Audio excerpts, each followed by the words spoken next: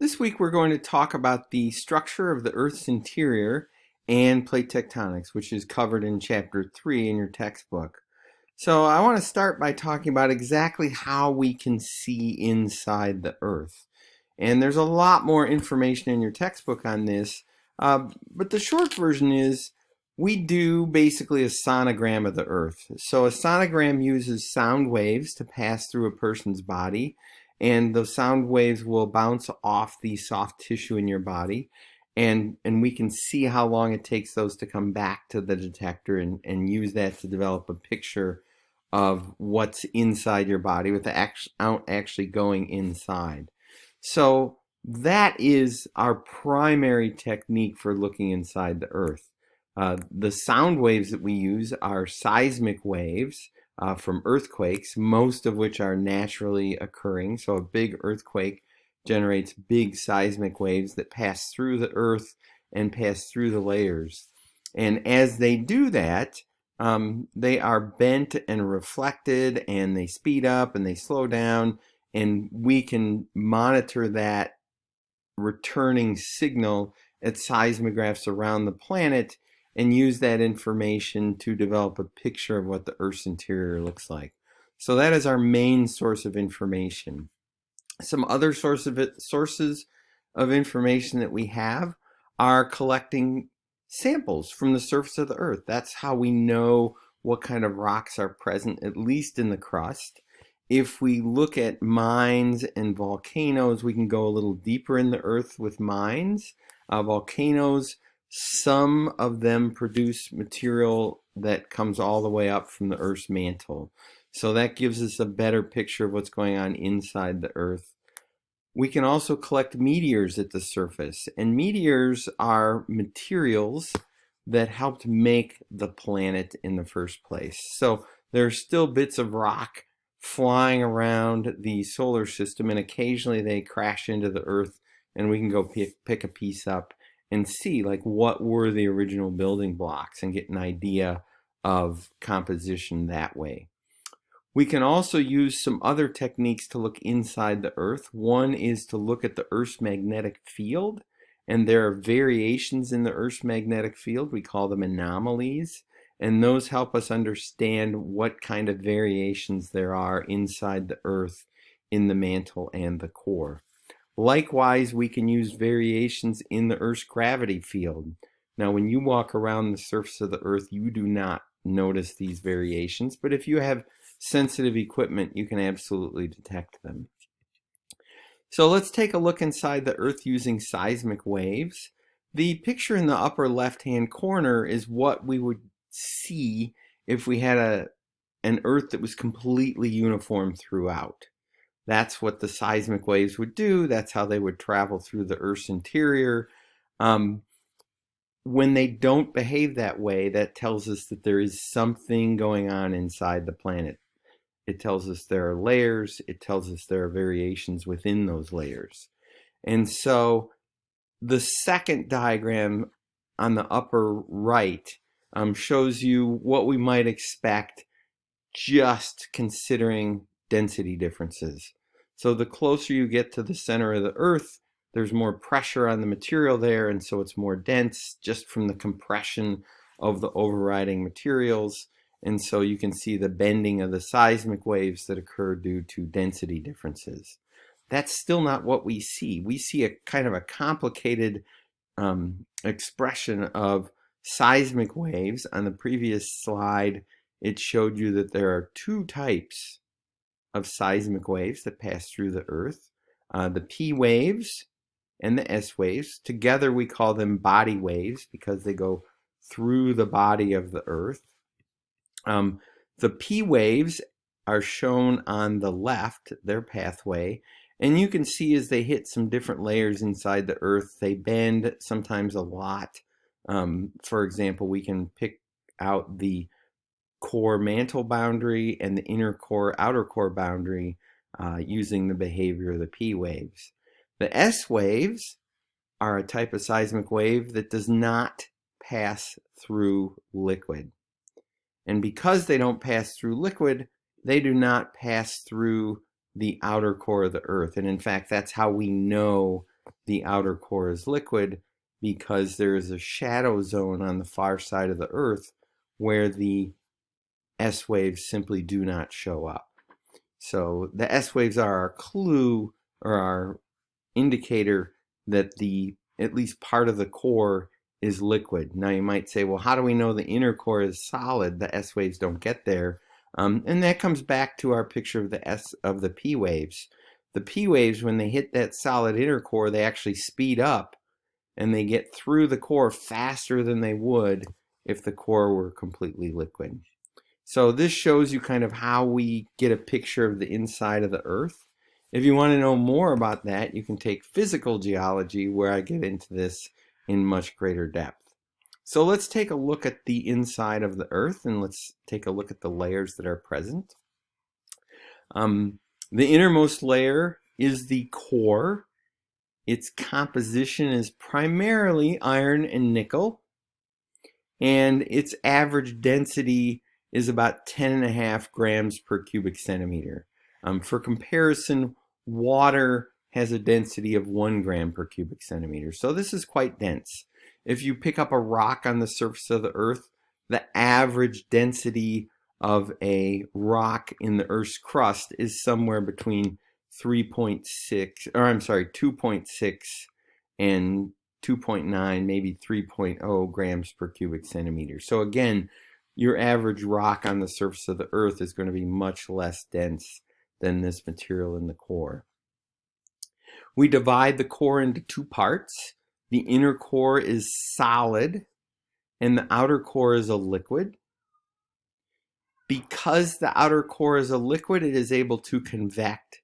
And this little diagram from your book here in the center shows you what convection is. Material that's heated up becomes less dense. It rises up to the surface. It gives off some of that heat energy, and as it cools down, it becomes more dense and it sinks. Because the core is made of iron and nickel, which are conductive metals, and because the core is convecting or circulating, the outer core generates the Earth's magnetic field.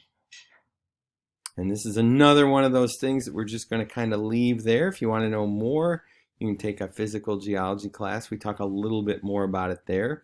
It's something that we refer to as the geodynamo, but for our purposes in this class, it is kind of important to know and interesting to know that the Earth's magnetic field has its source in the outer core, because the outer core is this convecting soup of metal.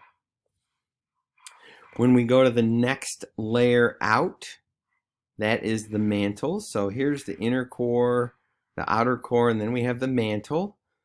The mantle is made of iron, magnesium, calcium, silicon, and oxygen primarily. There are other elements present in the mantle and the core.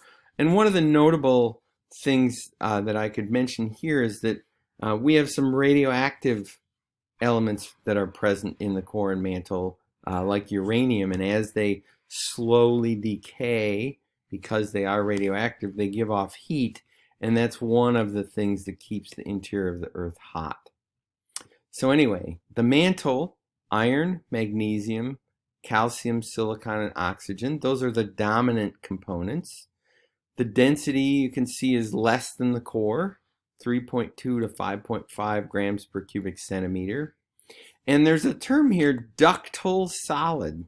Now what that means is it is a solid. We know that because the S waves go through it. However, ductile means that it's capable of flow. So it's not a liquid, it is a solid, but because of the heat and pressure conditions, it's able to flow. So we refer to that as a ductile solid. And because it's a ductile solid, it also convects, just like the liquid outer core. The hotter part of the mantle is down at the bottom, and as that material heats up, it becomes less dense.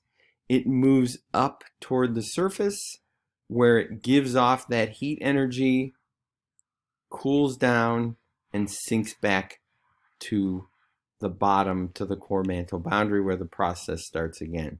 So this is also very important. We're going to talk about plate tectonics, and one of the driving forces that makes the plates move is the convection of the mantle.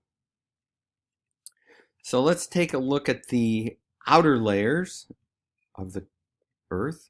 We have the crust and the lithosphere, and we'll talk about what the lithosphere is in just a moment. There are two flavors of crust. Overall, the crust is a rigid solid. So that is in comparison to the mantle, which is capable of flow. The rigid crust is not. There are two flavors of crust. One is ocean.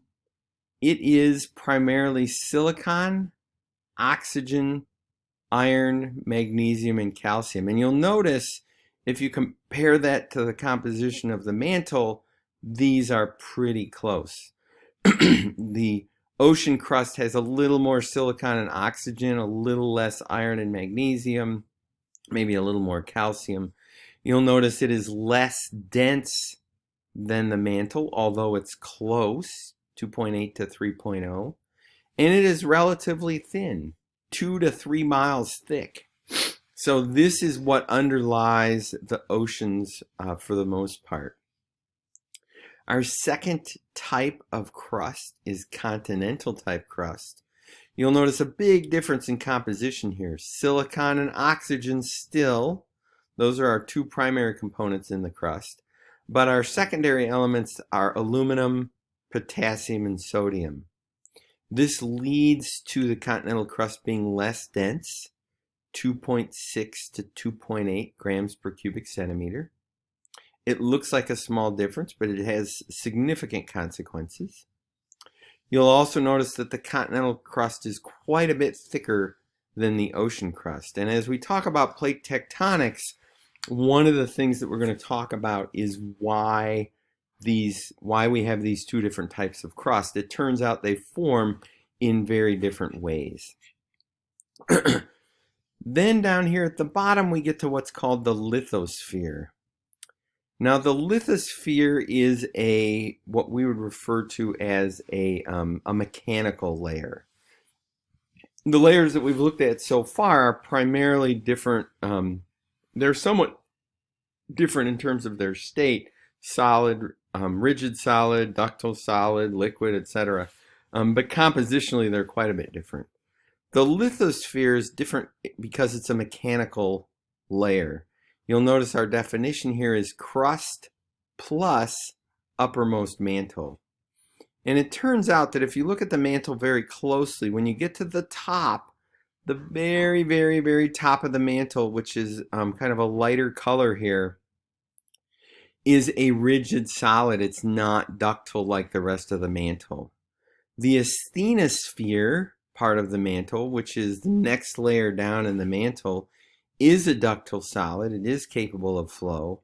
But when we get to the lithospheric part of the mantle, it is rigid solid, and it's permanently attached to the crust that's above it.